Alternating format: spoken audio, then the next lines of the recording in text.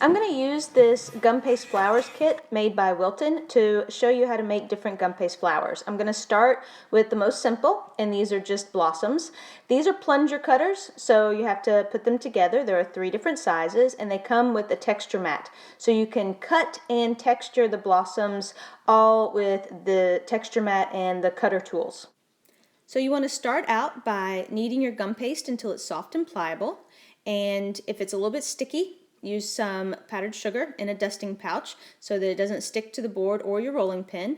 And I'm going to roll my gum paste 1/16 of an inch thick, and then I'm going to use the plunger cutter to cut out the blossom shape, and then I'm going to eject it on this handy texture mat.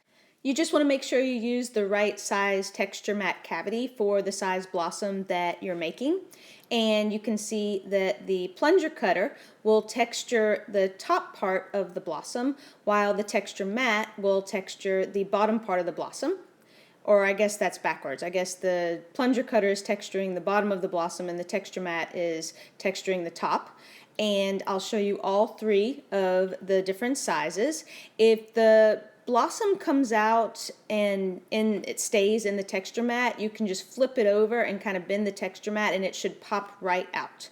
And then if it stays in the cutter, you can just use the plunger to eject the blossom.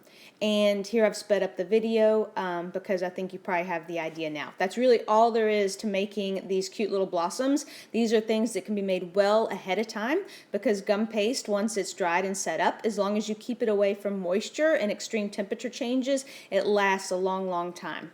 And these look great on cupcakes or as little accents for bigger cakes. Just get creative and, have fun with them.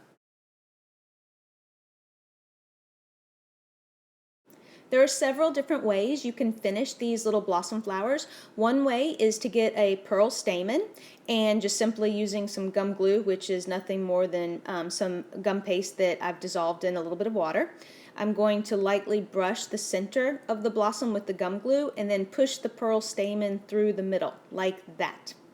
And I'm just going to put it upside down to dry. If you want to make a floral spray out of gum paste, then you're going to want to put these little blossoms on floral wire. And to do that, I'm going to have some floral tape here that I've cut in half width. And I'm going to use, I think this is a 26 gauge wire. And I'm going to use the floral tape to tape the pearl stamen to the wire.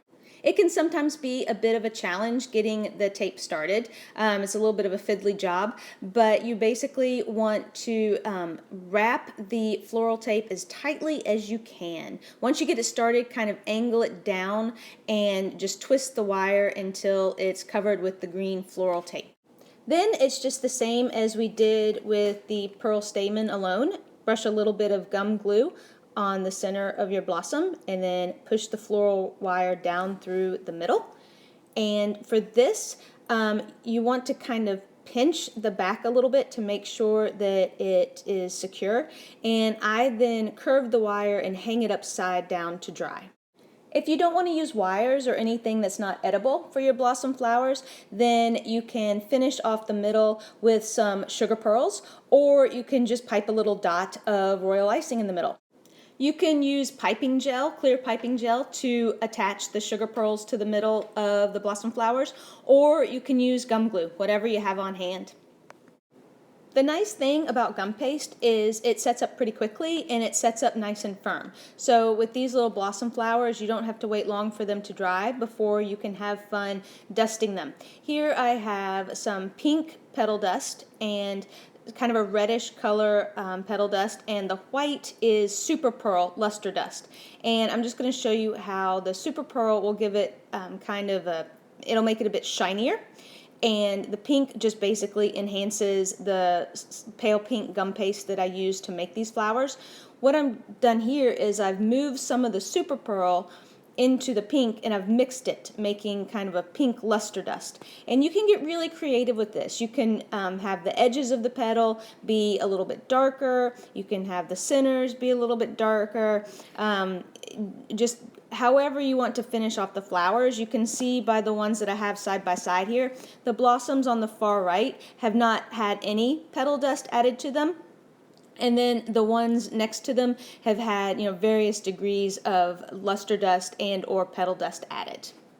And I like to put my petal dust and luster dust on a piece of wax paper when I'm doing this. That way, if I want to mix the colors together, I can. And it's also easy for cleanup, because then when you're all done, all you have to do is kind of separate the different colors and then cut the wax paper, and then you can pour it back into the petal dust container. If I have mixed colors, like if I've added some super pearl to my pink petal dust, then I'll use a separate container for that. It's really the attention to details that kind of make these little blossom flowers pop.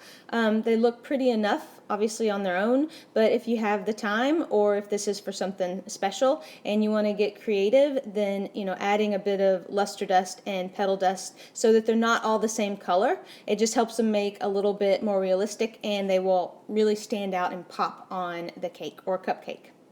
Once I have these all dusted, then I'm going to briefly steam them. If you have an electric kettle, that is great for this. You can just boil your kettle and then gently pass the flowers through the steam once the kettle has boiled. This helps to set the color so that it doesn't fall off on your cake, and it also makes the super pearl even more shiny.